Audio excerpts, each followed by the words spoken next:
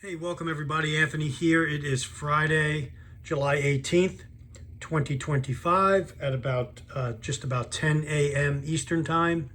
And I'm going to start a new study today, and I've entitled it, Who is the Remnant? Something Remaining. Who is the Remnant? Something Remaining.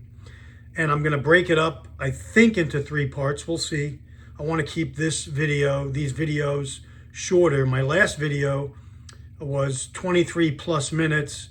When I went to put it on Instagram, somehow from YouTube, downloading it wouldn't download onto my computer. Therefore, I couldn't upload the full video onto Instagram because Instagram only takes like 15 or 20 minutes from itself if you do it from the phone. And it cut 3 minutes off that video. So I don't want to go through all the hoops. So I'll try to keep them under so I can always post between Instagram, Facebook, and YouTube, my YouTube channel. And so with this today, and in the last study that we just finished, I mentioned in that study I mentioned the remnant. Who is the remnant? In Scripture, this remnant is identified and it's talked about throughout Scripture, including the Old Testament, which we're going to look at today. We're going to look at a few scriptures that talk about that. But more importantly, in the end times tribulation period, the book of Revelation talks about a remnant that is there. And the remnant is doing two things. And I mentioned that in the last video that I spoke to, that we just finished. The remnants are believers in Yahusha, so they're born again believers in Yahusha, in Jesus, okay? And they're keeping the commandments. They're following what Messiah taught. They're following what he spoke about in Matthew chapter 5, verses 17 through 20, that he didn't come to abolish the Torah. He came to establish it, to explain it out more fully, to live it out. In fact, he said, if you break the least of these commandments, you're in trouble, basically. And he goes on to talk about later in Matthew chapter 7 that many false believers on Judgment Day will say to him, Lord, Lord, didn't we say your name? Didn't we cast out demons? Didn't we do all these things that Christians do or are supposed to do? And he'll say, away from me, I never knew you. You evildoers, you workers of iniquity, lawlessness. You didn't follow my commands. You followed the world's commands. You followed made-up commands. You followed doctrines of men. And I push this and talk about this over and over again. Why is it? Because in my circles of contact, there are people, many of them, professing to know Jesus. They profess to know him. In other words, I'm a follower of his. He knows me. I do good works. I'm good. I'm a good person. He's going to look favorably upon that when I die and take me into his kingdom or to heaven, they'll say. And so because of this, and these are people, many who've never even read the Bible. So there's a disconnect somewhere with people. What they're believing, what they've been taught, how they've been brought up. The disconnect is big.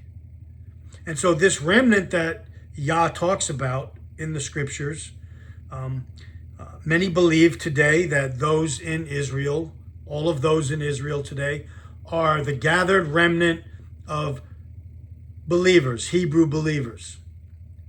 Is that the case? Well, we'll look into more of that closer as we move along today, or in these videos that we're going to do. But remember, in the time of the tribulation, in the end times, which we're getting close to now, there are many things, there's a few things that have to take place, but everything's falling into place. And so these end time believers do two things. They're true believers in Messiah, and they follow his commandments, which is his law, his Torah. They keep the two, love Yah, love others. They keep the 10. They worship God only, one God. They don't have idolatry. They don't take his name in vain. They practice the Sabbath, which is the seventh day, which is the hallmark of a believer.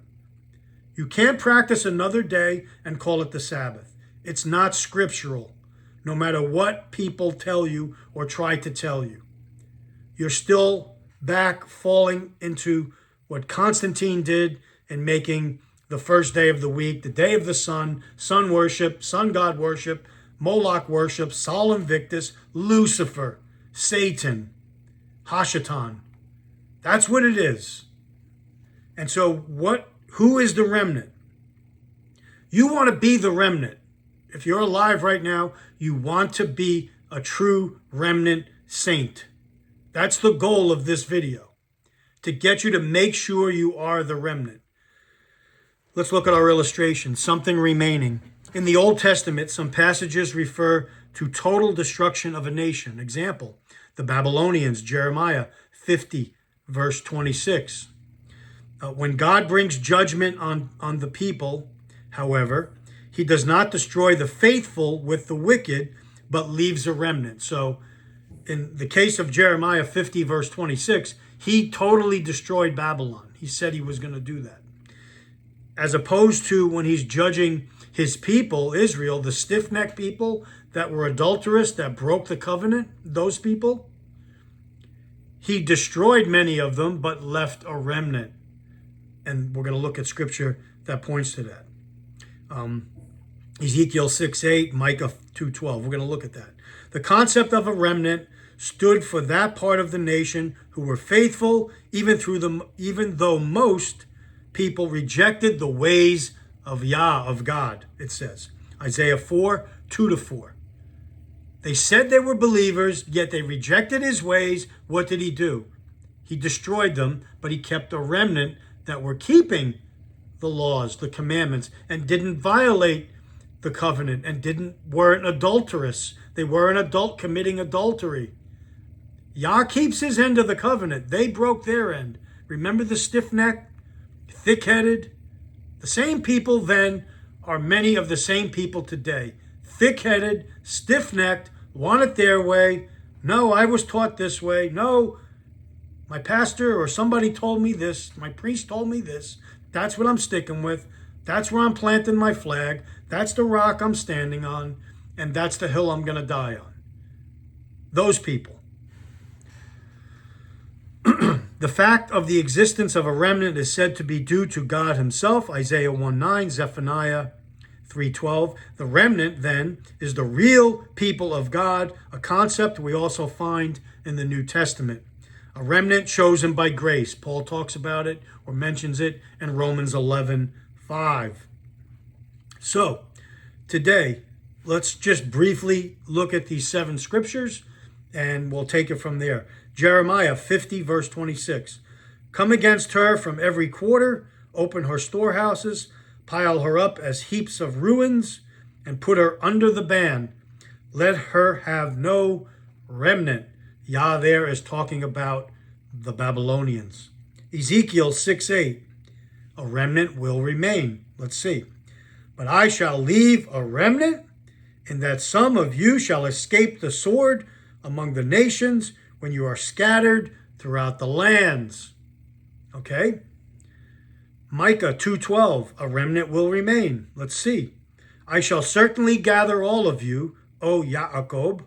I shall bring together the remnant of Israel, put them together like sheep of the fold, like a flock in the midst of their pasture, they being noisy because of men. Isaiah 4:2-4. They have rejected Yah's ways. These are those that thought they were his people, but they rejected his ways. You can't have it both ways. Isaiah 4:2. In that day, the branch of Yah shall be splendid and esteemed, and the fruit of the earth shall be excellent and comely for the escaped ones of Israel.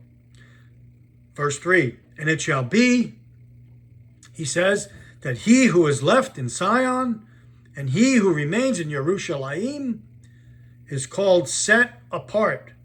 Everyone who is written among the living in Jerusalem.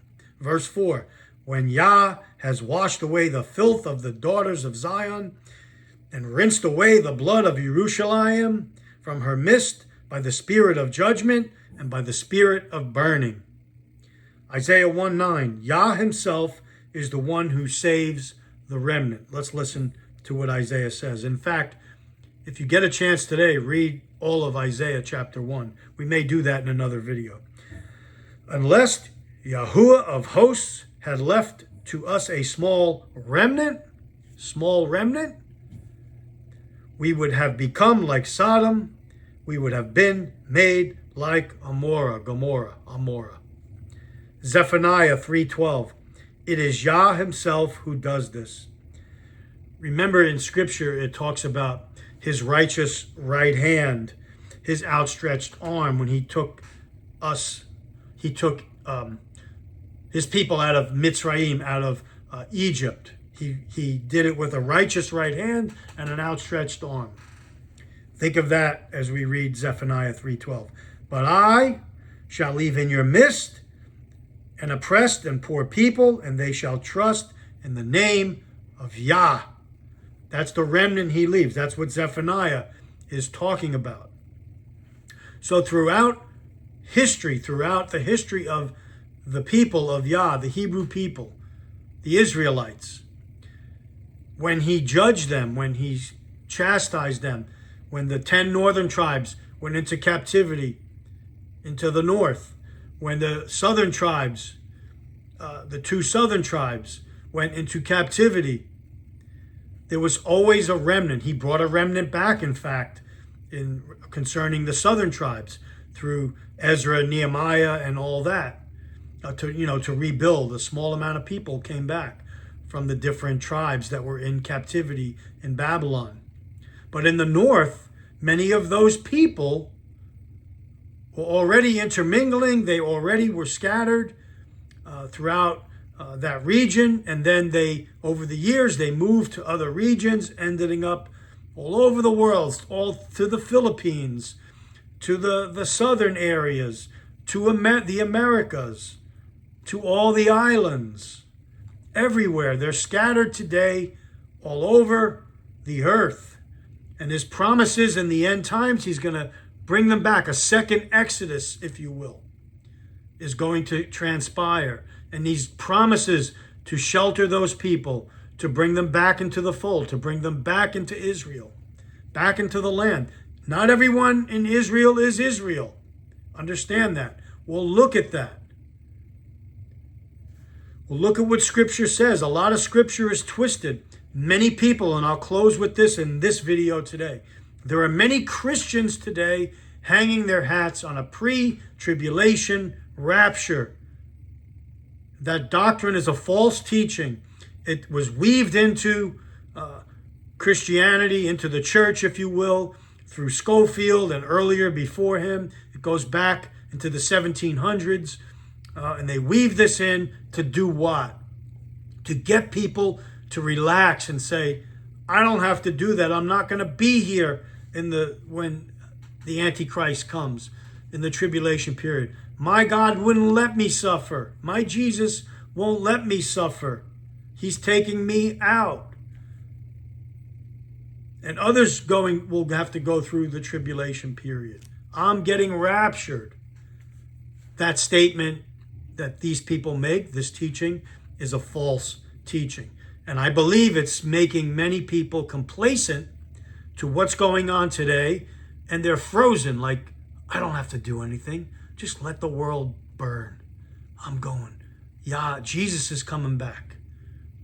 Pre-tribulation to take me.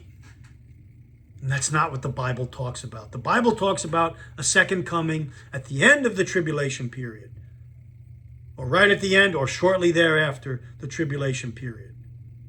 He says, if those days weren't shortened, all flesh would die. That's the second coming, not a pre-second coming and then a second coming. And so we have to get our timelines in order. We have to get our minds, our spirit in order and ready for the fight that's coming. Because the remnant saints that it talks about in Revelation are doing two things. They believe in Yahushua, Jesus, for their salvation, and they're proving who they are by doing his commandments. And that's what they're doing. And that's where the battle is ready to be fought. That's who Satan goes after and sends the Antichrist and the false prophet and their armies and their alliances, or whoever there is at that time after them, to seek them out and to hunt them down because they reject his mark. And they reject his ways and they hold on to Yah's ways. Thank you for joining me for this first part of Who is the Remnant? Something Remaining. Anthony signing off. Yah bless. Have a blessed Sabbath, everyone.